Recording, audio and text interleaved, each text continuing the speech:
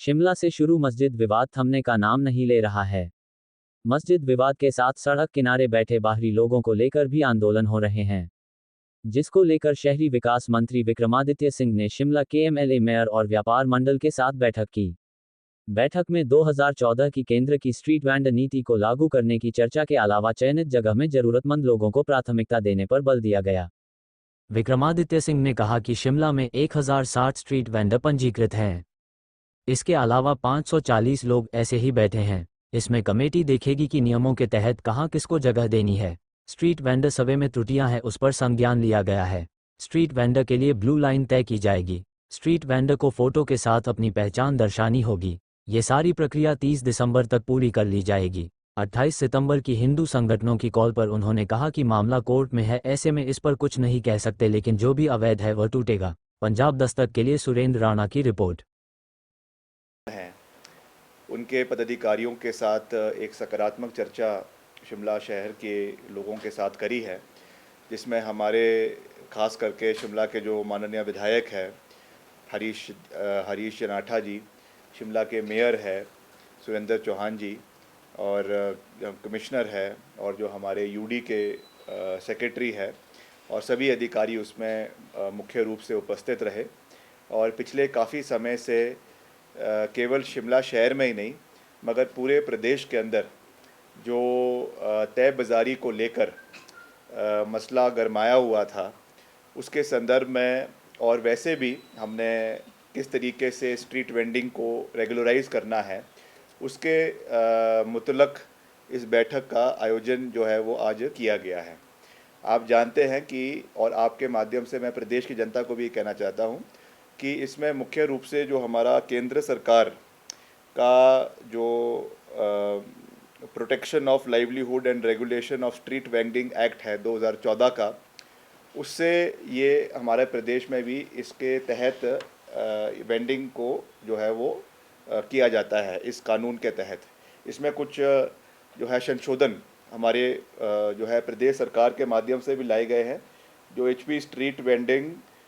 Rules है 2016 के कानून है, वो एक्ट है, ये कानून है, ये रूल्स है, ये हमने प्रदेश सरकार की ओर से 2016 में इसको अमेंड किया है, जिसमें स्ट्रीट वेंडिंग को कैसे कैसे पूरे प्रदेश के अंदर और पूरे जो है ख़ास करके म्यूनसिपल कमिटीज़ के दायरे में इनको कैसे रखना है, उसके बारे में चर्चा की गई है। आज तो हमने मुख्य रूप से शिमला शहर के बारे में ही चर्चा करी है, मगर आने वाले समय में हम प्रदेश के और इलाकों में भी किस तरीके से वेंडिंग होनी चाहिए उसके बारे में चर्चा करेंगे। और यहाँ पर शिमला शहर की अगर हम बात करें, एमसी शिमला की, तो यहाँ पे जो है वो आपके टाउन वेंडिंग कमेटी टीवीसी का जो है वो गठन 2023 में हो चुका है।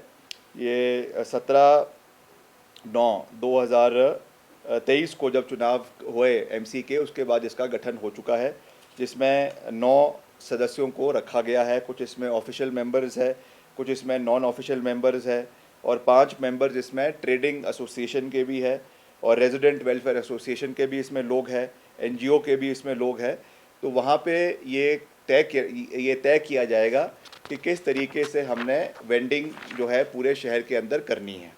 अब इसमें मुख्य रूप से हमने ये बात रखी है कि अभी जो टोटल अभी तक आइडेंटिफाई किया है पूरे शिमला शहर के अंदर, ये हमारे 1060 जो है वो वेंडर्स को आइडेंटिफाई किया गया है, और जिसमें से नए जो अभी टीवीसी का जो सर्वे हुआ उसके माध्यम से अधिकतर 540 और अधिकतर जो है इसमें पाए गए हैं, जिसमें से कुछ इसमें त्रुटियां भी हैं, कुछ इसमें डबलिंग हो रही है, कुछ इसमें ऐसे है जो जब इसका सर्वे किया गया उस टाइम में तो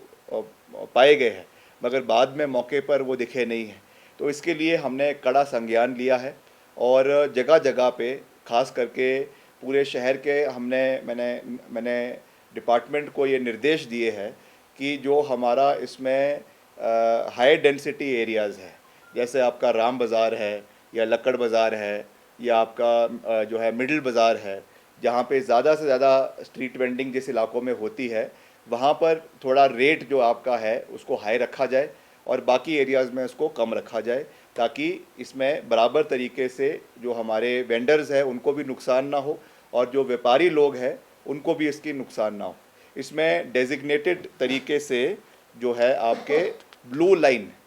ये लगाई जाएगी। आपकी येलो लाइन पार्किंग के लिए होती है, वैसे ही ब्लू लाइन जो है वो लगाई जाएगी जगह जगह पे जहाँ पर भी वेंडिंग होगी, और उन्हीं जगहों के ऊपर जो है वो आपको तय बाज़ारी के लिए परमिट जो है वो दिए जाएंगे। बाकायदा उसमें आपका फ़ोटो होगा, आपका रजिस्ट्रेशन नंबर होगा, और हर 3 साल बाद इसको जो है वो कमेटी द्वारा रिव्यू किया जाएगा। वैसे तो इसके लिए एक आगे इसकी एक अपीलेट बॉडी भी बनाई गई है, जहाँ पे अगर किसी को कोई इसमें शिकायत है, कोई समस्या है, तो एक 3 सदस्यीय जो है एक ग्रीवेंस रिड्रेसल कमेटी भी बनाई गई है। मगर ये तो ज़्यादा डिटेल में जाने वाली बात है। मगर मोटा मोटा हमने शिमला शहर के अंदर कि किस तरीके से हमने इसको रेगुलराइज़ करना है, क्योंकि बहुत बारी ये मसला उठा था कि बाहर के लोग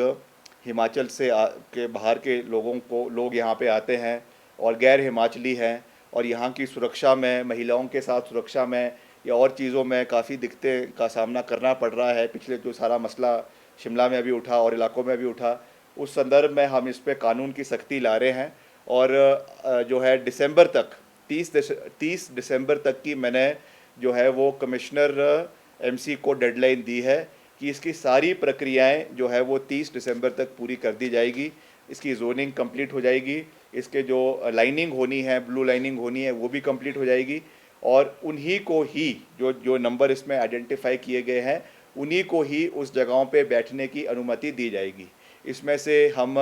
विकलांग लोगों को भी इसमें कुछ परसेंटेज में प्राथमिकता देंगे, कुछ विधवा महिलाओं को भी इसमें प्राथमिकता दी जाएगी, कुछ जगहों पे हैंडीकैप तो मैंने कह ही दिया, विकलांग, या इसमें और जो हमारे इकोनॉमिकली वीकर सेक्शन के लोग हैं उनके इनकम क्राइटेरिया के हिसाब से उनको भी इसमें रखा जाएगा। और कुछ परसेंट हमारा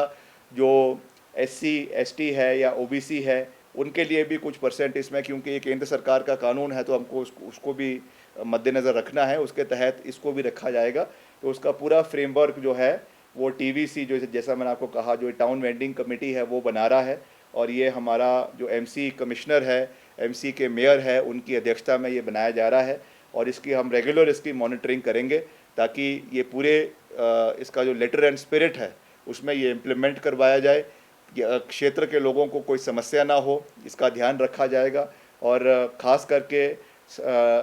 रविवार के दिन भी